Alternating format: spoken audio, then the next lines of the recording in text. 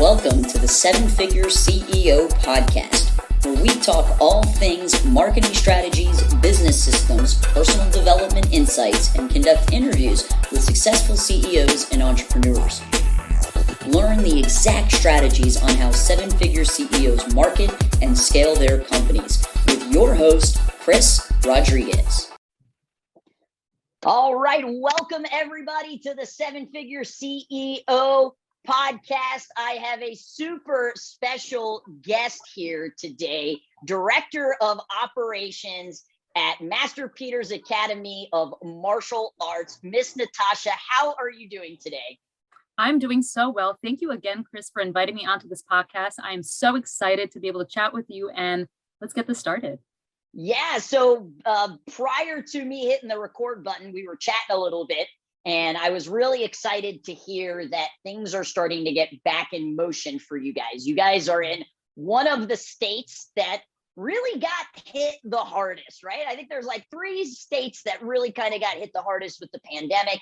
And it was just really, really great to hear things are, back up and running. So can you tell me a little bit about MPAMA? How long you guys been in business, and what do you offer? What do you guys do over there? Absolutely. So we've been in business since March of 2011. So we're actually celebrating our 11th birthday next month. Super excited. We sent out to all of our clients yesterday our birthday invite, because we don't call them anniversary celebrations. We're celebrating our birthday party. Yes. So we can't wait. And so we've been doing our thing here in Dayton, New Jersey for 11 years. We opened up a second location in Robbinsville just about 3 years ago. And it's been an awesome experience. We focus mostly on kids programs, but we do have a pretty rocking teen and adult classes as well. That's so awesome. I was doing some research for a training a couple of weeks ago that I was doing, and it was on the E-Myth, the book by Michael Gerber, one of the most kind of sought after business books for entrepreneurs to read. And in there, they talk about the percentages of businesses that make it past year 1, past year 2. And it's really only 2% of businesses make it to that decade birthday, as you would call it. And that's just kind of insane when you really think about it. Only 2% of businesses last that long. So congratulations on that and the success. For me in Florida, COVID has kind of really been pushed back in the past. It's like, what is that COVID thing, right? Where our restrictions weren't nearly as bad as a lot of the other states. But how were you guys affected by the pandemic, and, where are you at today? So those are also really great questions. COVID was a very unique time for our business because we, at that point, had only been open just about 6 months at the one location and about 9 years in the other. But we are in the part of the state that had a lot of fear and a lot of uncertainty and a lot of concern. And so because of that, we noticed a very significant impact to our business for the months that was really the biggest part of those fear-based times. For us, we pretty much, the 12th of March, we found out that we're going to have to not have in-person classes anymore. And by the 14th, we had fully created a virtual learning platform. We started doing Zoom. We're actually still doing Zoom 2 years later, which is something that a lot of our clients still want. So we're still in a part of the state where we're still kind of threading that needle as to doing group activities, doing things a little bit more one-on-one, and working through that with the people that we serve. Yeah, I mean, it's truly the martial artists that a word that you heard often in 2020 was pivot. It was truly the ones that pivoted. I remember when COVID, was kind of coming over here. We were actually in the middle of our spring break camp. In Florida, they take spring break a little bit earlier than the northern states. And we just started to see the decline in attendance, and then saw the same thing happening on the mat. So before we even got shut down, very similar to you, we got the virtual up and running. And, you said you're still utilizing that. Curious, Yeah. Out of the number of clients you have, how many are still wanting to show up, online? So up until about December, we still had just about 20% of our clients only online. Since December of 2021, so just January of 2022, like midway through January, we've slowly started seeing people that have been doing only online start to at least try coming in person. I was speaking to two families this past week who from green belt through red belt. So for us, that's just about 2, 4, 6, 8 belt levels trained entirely online. I saw them for the first time in Wow. 2 years. So we still have not as many, but still quite a few that are preferring to still stay at home. And where do you think that program will eventually head? Is this going to be a permanent fixture in a service that you guys are offering? Or do you think as interest decreases, it potentially might be something that you will no longer do? I think that we will have to gauge the area before we make that call simply because we've definitely downsized what we were doing. We were previously doing 6 days a week of virtual, like 5, 6 classes a day. We're currently doing only 3, but we're still doing 3. And now we're still Sure. 2 years after the fact doing 3 days a week of online. So we think that we might be doing virtual for quite some time before our area is more comfortable with staying only in person. Yeah, and I mean, what a perfect answer, right? I mean, it comes down to what your target market and what your Yeah. ideal customer is looking for. So, I remember when it first happened, and I hopped on a Zoom class. We're a BJJ school, so a little bit different, but we were still able to do it. The amount of energy that it took to really get everybody engaged online was actually a lot more than what you would Yeah. need in person. So kudos to your team to be able to continue to do that. And obviously the classes, 20% of the student base is still doing it. They've got to be running some amazing classes. So great job to your team. I'd like to kind of break down, I am a productivity buff. I'm always looking for ways that I can be more efficient, especially now that I'm a mom and I have a hard stop time at 5 p.m., leaving the office, going home. But I'd love to know a little bit more about your role as director of operations. What does that entail? How many team members are you looking over? And what does your typical day-to-day look like?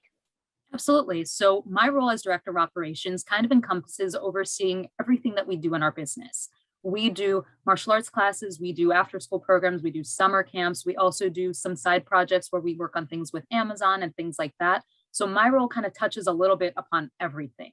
A big part of my responsibility is to create the proper systems that we need so that way we can replicate what we're doing for future businesses, as well as have a streamlined flow of how we train new team members, get them onboarded, make sure that they're well integrated into our community and our school and our programs, and just make sure that every person that's out there is an expert in what they're doing. So I'm looking for those 1% improvements that we can make to make sure that everyone's performing at their best level. A day for me is a lot of observation, as well as a lot of note taking, as well as a lot of looking through back end systems to see what's working well and what can be developed a little bit better. And it's a lot of, aha, I should do this, jot down an idea and figure out the time to make sure I get it done so that way we can get it started in the program. I love it. So I want to unpack two of those Sure. keys that you just brought up, right? The systems and the observations. So let's start with the systems. I think that most business owners, they know that they need to have systems, not in their head, but Yes. written somewhere on paper or filmed. What has kind of been your process in getting those systems documented over the years as you've grown your team? What does that kind of look like? Sure. Great question. So the first model that we had was really just Word documents. It was a lot of let's think of what has to get done, what are the steps that have to be taken, and then let's put it on paper so that if we give it to another person, can they follow that paper? Then it evolved into something that was a little bit more of a readable platform like a Google Doc where it could constantly be updated. So that way you don't have to recreate it every single time you need to make an update. Then now it's evolved to not just a place like Google Doc, where these systems do live as kind of a library, but also where there is more live action role play. There is more. We use a platform called OneNote, which is a Microsoft platform, and we love it. We've customized it to how it fits best in our business. And so in there, we have a lot of check mark box lists that can be done in real time. So when there's a task, we've created, these are the steps, here are the tasks. When you have to do it, pull the tasks, pull the checklist, and then mark them off as you complete them. So that way we can make sure that things, one, are getting done, and two, are they being done efficiently? So those were two key things that we were trying to hone in on as we were developing better systems for our school. I love it. I'm really kind of a micro person. I understand looking at the big vision, but I love those kind of little hacks and what platforms are people utilizing. I think one of the things you said was just super powerful, was that it's a living, breathing document. And for some reason, I think business owners are, oh, I got my systems down and I type it up and then it's done. And our businesses evolve, so our systems and processes are going to evolve. And that's why I love having it, in the cloud. I think that's a major mistake, that school owners keep all of that on their own computer, and now one of your team member needs it, and now they've got to come to you. So I love that system that you've implemented. And the other kind of thing I wanted to unpack was observation. You said that you do a lot of observation. And I think what happens often is, as leaders, we delegate, but we don't observe once we delegate. Yeah. So what do you mean by observation? What is that looking like? Because I think there's a fear that sometimes observation can be turned into micromanagement. And I mean, I know there's people very against micromanaging. There's people very much for it. So what does that, kind of look like in real time when you are observing and providing feedback for your team? Awesome. So I like to pre-frame all of my team every single time I give them this experience where I am going to be observing them. So that way they know that my intentions are what they are. I'm looking for ways for them to be an expert. So what I'm looking for is how to give them that 1% that's going to make sure that they always know how to be 100% at all times and not need my support in the day. And by pre-framing them in that way, they're a lot more receptive into knowing that I'm not looking to nitpick them or micromanage them. I'm just looking to see, okay, you did this awesome. This is how I'd make it super awesome. So that way they know what the intention is behind it. With our clients, because they're a little bit more familiar with me, I've been here longer than most of our team. Because of that, I like to tell our clients, this is Mr. and Miss So-and-so. I'm just observing today, and they can definitely help you with anything that they need. If they need something, then they can definitely help me. That way, the client also knows that I'm here, but I am not here. I'm here to help them. I'm not here to help you right now. Got it. I love that 1% improvement, right? These incremental improvements that done consistently day after day, we see huge improvements. So thank you for sharing that, because I do think that, most leaders, they know that, we should automate, delegate, or delete. And you're like, okay, well, let me just delegate all of this.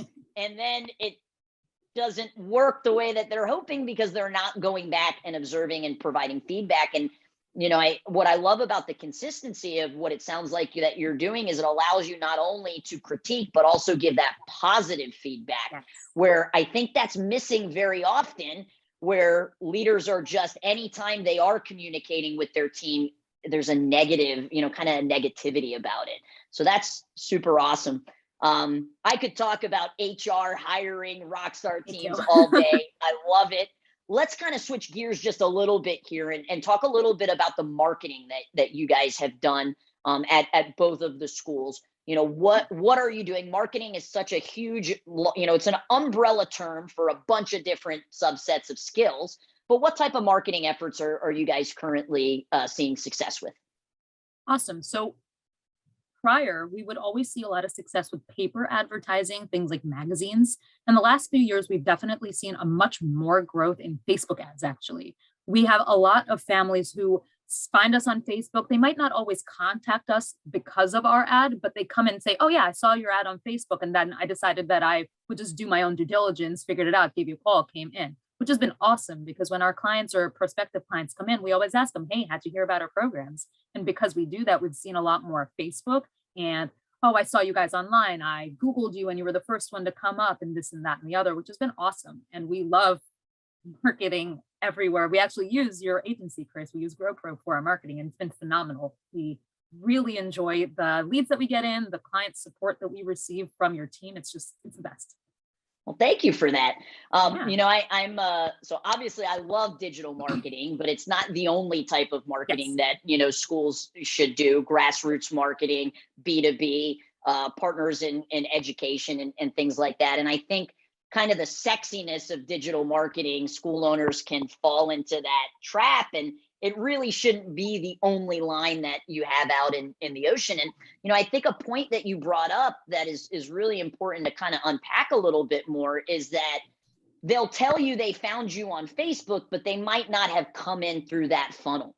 And it's a question that, I propose to a lot of business owners. If somebody drives by your location and they see your sign, and then they go into the local nail salon where you have a rack card and they see your business rack card. So now they see your website. So they go to your website and they opt in because they're on your website and GrowPro Agency is running your retargeting ads. Now, when they go on Facebook, they see an ad there and then they Google you to find your phone number.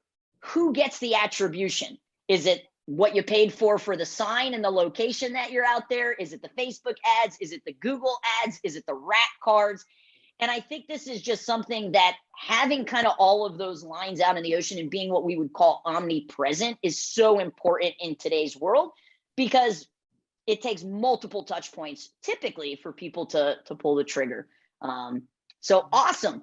I'm curious, what typical offer do you guys put out that has, you've seen the most success with? I would say this is one of the number one questions you see in the martial arts Facebook groups. Everybody wants to know, what's the offer? And it's interesting because I know plenty of very successful school owners that only do paid trials. I know plenty of successful school owners that only do free trials. What have you guys seen has worked best for you? Awesome. So believe it or not, our offer is one free class, and that is it. We tried all the different variations: 30 days free, a paid offer for 2 weeks, a paid offer for a month, and one class free is what does it for us. And we close 98% of the people that come through our doors, and it's phenomenal because we get our parents to brag about us. Word of mouth is actually our very top level way that people hear about our programs and hear about our schools and what we do. We have parents that'll just chit chat with the new folks that come into our lobby and just kind of brag it up. And I think that's the best thing ever. And that one free class is all they need to see why they should choose our programs. I love it. Are you guys implementing any type of like referral program or offer, or do you do referral contests?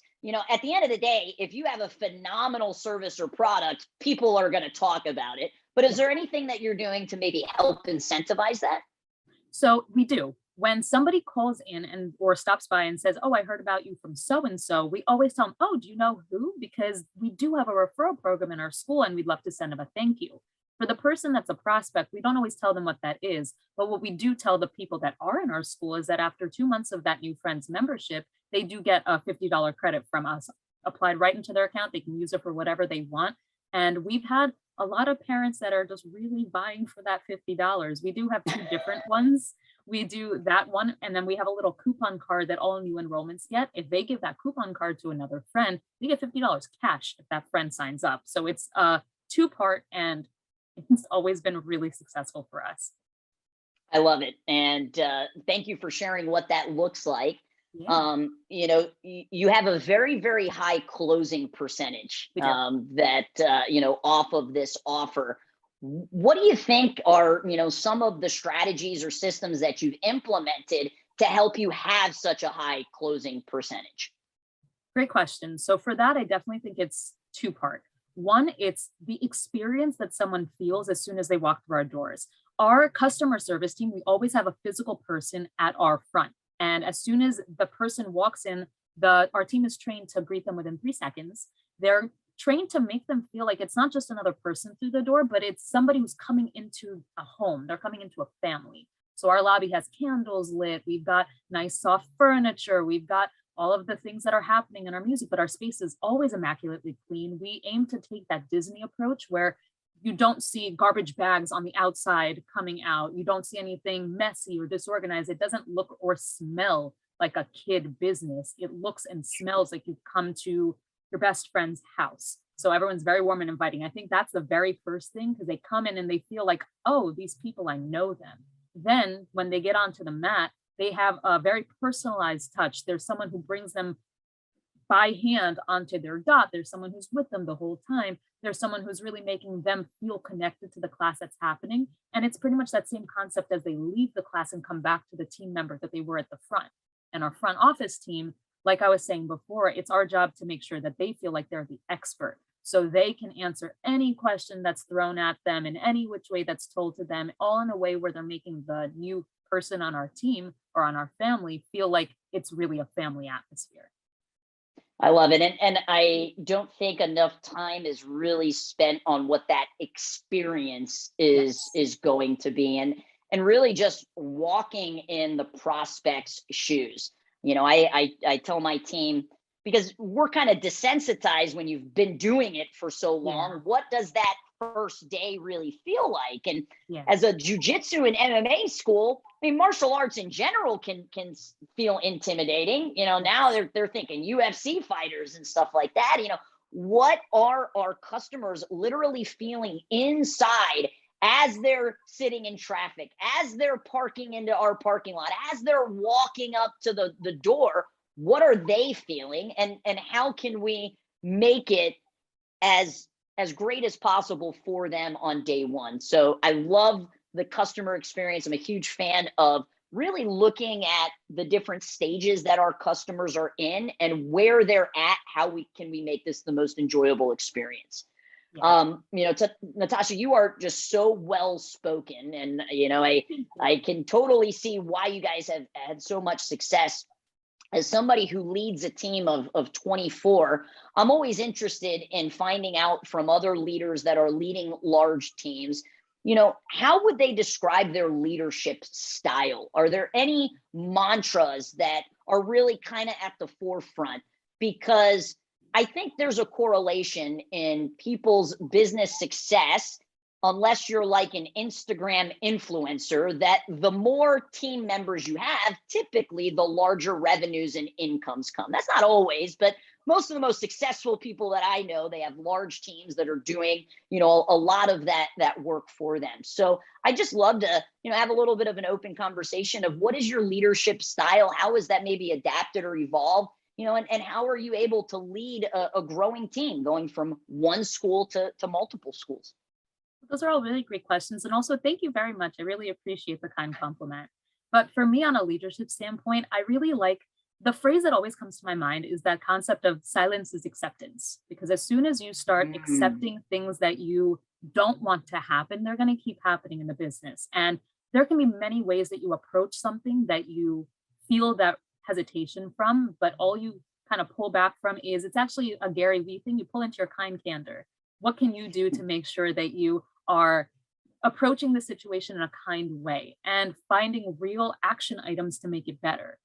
For me personally, regardless of how big our team is, we or the clients that we serve, I mean, in our prime, we were serving over 600 clients at one time at one location pre-pandemic. We're working our way back up to the number and we're almost there, but that's a lot of families, not just individual people to remember. And with a growing team, I like to make sure that I try to remember a detail about everybody that's with us. That way, when they're with you, they feel connected to you. And it's not just this place that they're coming to work. It's more like, oh, this is a person who actually has a vested interest in what I'm about. I love it.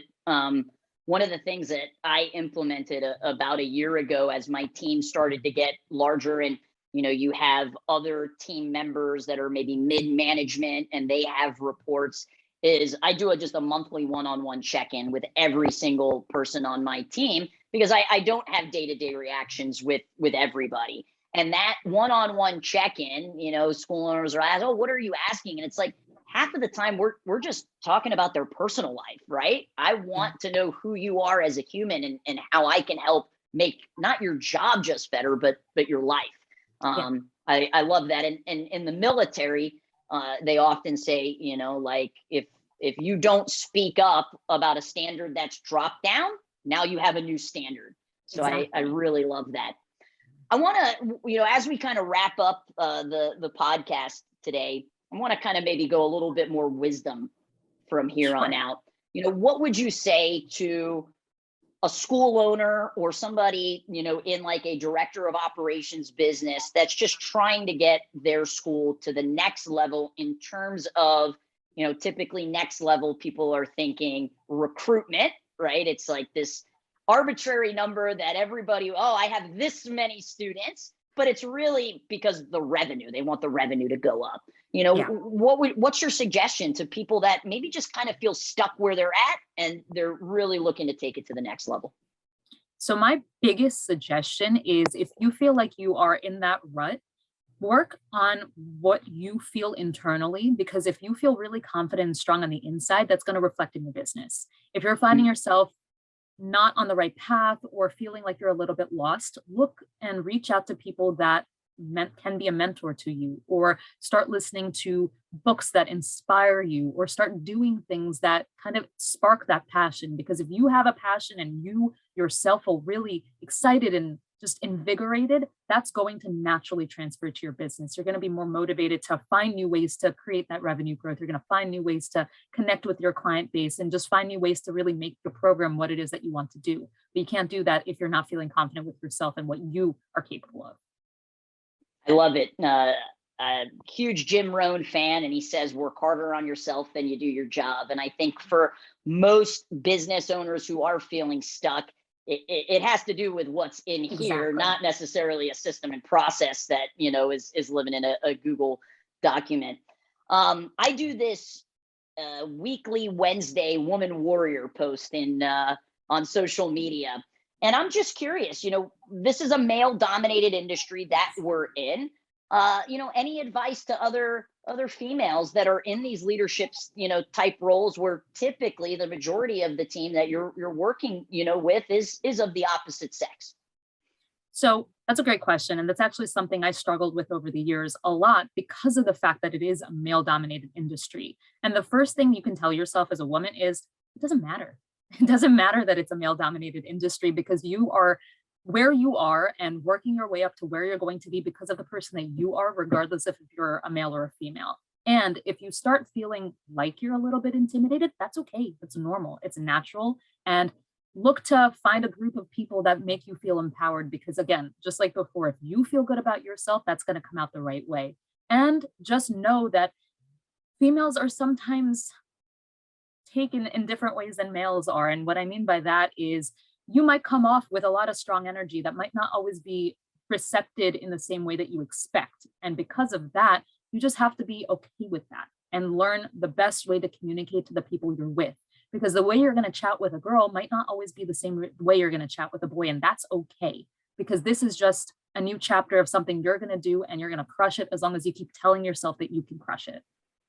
Yeah, and I think your leadership style of really getting to know your team members, and once you know them, you'll know the best ways to communicate with them. Do you know who Melody Johnson is in the industry and stuff like that? We do know Melody Johnson. We do have something comparable that we've created on our own, where we do have programs for children that are ages 4 and 5 and 6 to 12. However, we don't use the specific skills program. Gotcha. And the reason why I brought it up is I was talking to her about, the similar females being in male dominated industries. And she told me that she went to the Super Show one year and she was on stage with, maybe four other school owners and consultants, and they were all men and she was the only female. And somebody afterwards came up to her and said, how does that feel being on stage with all of those men? Were you nervous? And she was like, no, they've got to live up to me, and I just thought that mindset was so great, that oftentimes when we go into, male dominated industries, that we don't remember how powerful we really can be, because you're not the majority. And I really love seeing powerful women in positions and leading, like yourself. Any additional nuggets or wisdom or insight that you'd like to share, for our listeners? The majority of the listeners are going to be in the martial arts industry, typically school owners, potentially program directors and instructors, but any additional nuggets of wisdom? My biggest nugget of wisdom is just whatever you have, if you believe in your program, it's going to succeed. And all you need to do is just find the ways that you can make it excellent by looking at what's working and what you can make even better. And the way that you do that is just believing in what you offer, because if you have passion, your team has passion, the community is going to see that passion too. I love it. Natasha, if any of our listeners wanted to connect, are you on social media, or, how could they connect with you? I am on social media. They can definitely friend me. I'd be happy to chat. Awesome. Well, I appreciate your time, your energy, your expertise, your intelligence for coming on today. And I just absolutely love this interview. Thank you so much. Thank you. Have a great rest of your day. You too.